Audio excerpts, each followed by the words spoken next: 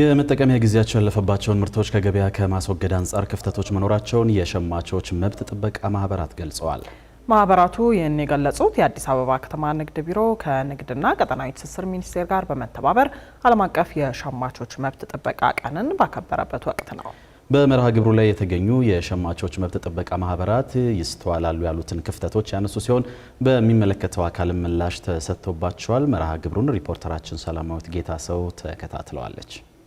የአዲስ አበባ ከተማ አስተዳደር ንግድ ቢሮ ከንግድና ቀጠናዊ ትስስር ሚኒስቴር ጋር በመተባበር ዓለም አቀፍ የሸማቾች መብት ጥበቃ ቀንን በተለያዩ መርሃ ግብሮች በዛሬው ዕለት አክብሯል። ይህ በዓል የሚከበርበት ዋና ዓላማ በሀገሪቱ ያሉ ሸማቾች በሕግ ስለተሰጧቸው መብቶች እንዲገነዘቡና ሸማቹ ማህበረሰብ ላወጣው ገንዘብ ተመጣጣኝ ምርትና አገልግሎት እንዲያገኝ ለማስቻል መሆኑን በመርሃ ግብሩ ላይ ተገልጿል። በመድረኩ ላይ የተገኙት የሸማች መብት ጥበቃ ማህበራት በሀገሪቱ ባለው የገበያ ስርዓት ውስጥ የሸማች ማህበረሰቡ መብት እየተጠበቀ አይደለም የሚል ቅሬታ አንስተዋል። ሸማቹ ማህበረሰብ ጥራቱና ደህንነቱ የተጠበቀ አገልግሎት የማግኘት መብት ቢኖረውም ተግባራዊ እየተደረገ እንዳልሆነም ነው የገለጹት።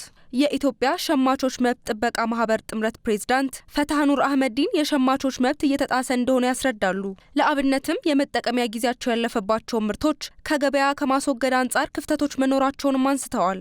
አንደኛ መብቱ ያለመከበር፣ ሁለተኛ ኤክስፓየር ዴት ያለፈባቸው እቃዎች በየሱቁ ተገኝተው ያንን ሊያስወግድ የሚችል ማስወገጃ የለንም ነው የሚሉን አብዛኛው። እኛ አንሰ ማስወገድ አንችልም፣ ማንዴቱም የለንም። ያን ስናገኝ ግን ለሚመለከተው አካል ያንን ማስወገድ ላይ ችግር አለ። እኛ ቀመጥ ብለን ሂደን በነጋታው ተሽጦ ነው የሚገኘው። ስለዚህ አንዱ ተግዳሮት ይሄ ነው። ኤክስፓየርድ የሆኑት እቃዎችን ከማንሳት ከማስወገድ አኳያ ይህንን የሚያደርገው ይህንን የሚያስወግደው አካል በአግባቡ ያለመስራት ችግር። ለማህበራቱ ቅሬታ ምላሽ የሰጡት የአዲስ አበባ ከተማ አስተዳደር ንግድ ቢሮ ምክትል ኃላፊ ስመኘው ተሾመ በበኩላቸው የመጠቀሚያ ጊዜያቸው ያለፈ ምርቶችን ሲሸጡ በሚገኙ አገልግሎት ሰጪዎች ላይ እርምጃዎች እየተወሰዱ መሆኑን ነው የገለጹት። ተቆጣጣሪዎች አሉ። በየሁሉም ወረዳዎችና የገበያ ማዕከላትም ሄደው ዞር ብለው ቼክ ያደርጋሉ ማለት ነው። የቁጥጥር አካላትም አሉ። የሸማቹን መብት የሚያስጠብቁ የሸማች መብት ጥበቃ ቡድኖችም አሉ። በወረዳም በክፍለ ከተማም አሉ።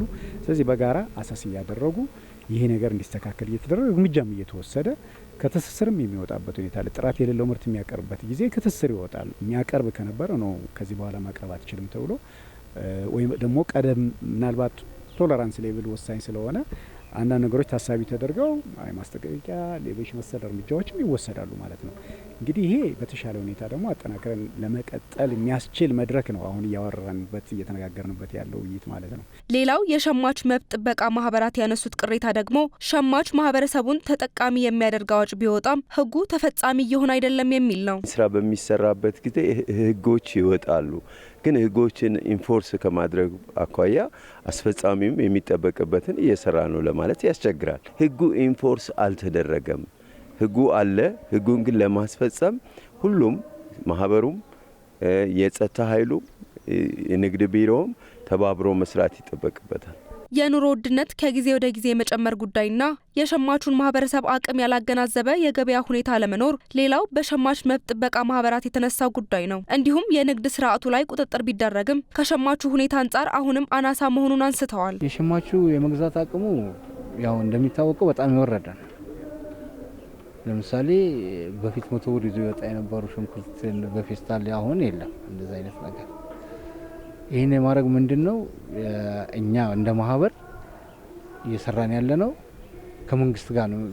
እንትኑም መሻሻል አለበት፣ ሁኔታዎች መስተካከል አለባቸው። የንግድ ቁጥጥሩ እየተካሄደ ይገኛል፣ ግን የሚቀረኑ ነገሮች ይኖራሉ። ግን ቁጥጥር ይደረጋል። ስፔሻሊ በሰንዴ ማርኬትም በተለያዩ የንግድ ቦታዎች ላይ የንግድ ቁጥጥር ይደረጋል፣ ግን በቂ ነው ብለን አናምንም።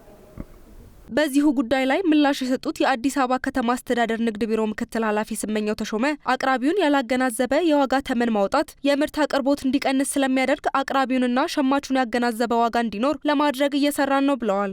እንግዲህ ይሄ እንደ ዓለምም ማየት እንችላለን፣ በሀገራችንም ሁኔታ ልናየው እንችላለን። ዞሮ ዞሮ ምርቶች ባሉበት ዋጋ ሁልጊዜ ማስቀጠል ብዙ እንትኖች አሉት፣ የራሱ ተጽዕኖዎች አሉት። ማለት አምራቹም ሸማቹን ብቻ ሳይሆን የምንመለከተው አምራቹ አቅራቢውንም ደግሞ ማየት አለብን። ይሄ ፌር ነው ወይ የሚለውን በደንብ ማየት ይኖርብናል። አለበለዛ አምራቹን ዲስከሬጅ የሚያደርግ የማበረታታ ሁኔታ ከተፈጠረ አቅርቦቱ ላይ ምን ይሆናል? ውስንነት ይኖራል ማለት አምራቹ አይበረታታም፣ ወደ ገበያ ያወጣል።